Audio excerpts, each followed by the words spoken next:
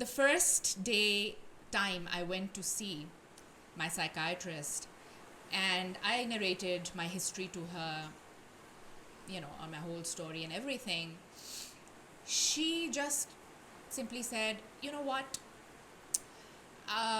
you need to go on a medication, and basically it seems like you're having some kind of a chemical imbalance in your body, and you're really struggling with these symptoms, so go ahead. So she gave me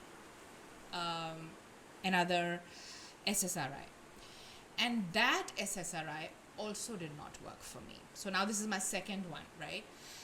And how I knew it didn't work for me is because I took it for a few weeks.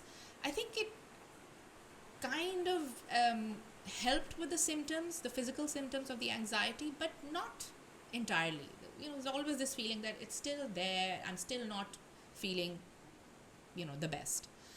So then she changed that medication and put me on fluoxetine, or basically Prozac.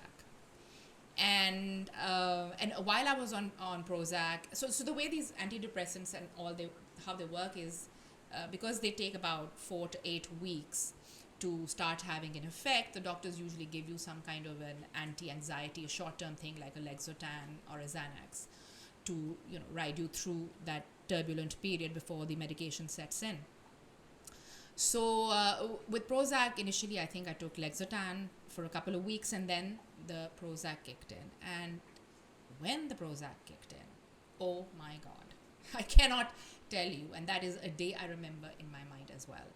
I felt like this metal helmet that I'd been wearing on my head, and the gray sort of feeling of this gray sky or clouds kind of encapsulating me, that just lifted. It was almost like instantaneously something just rose from my head, and it was all gone. It was the most amazing thing.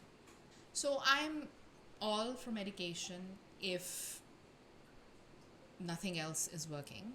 I'm not saying don't try other stuff, but honestly, if it's something that you need, you've tried everything else, then go for it.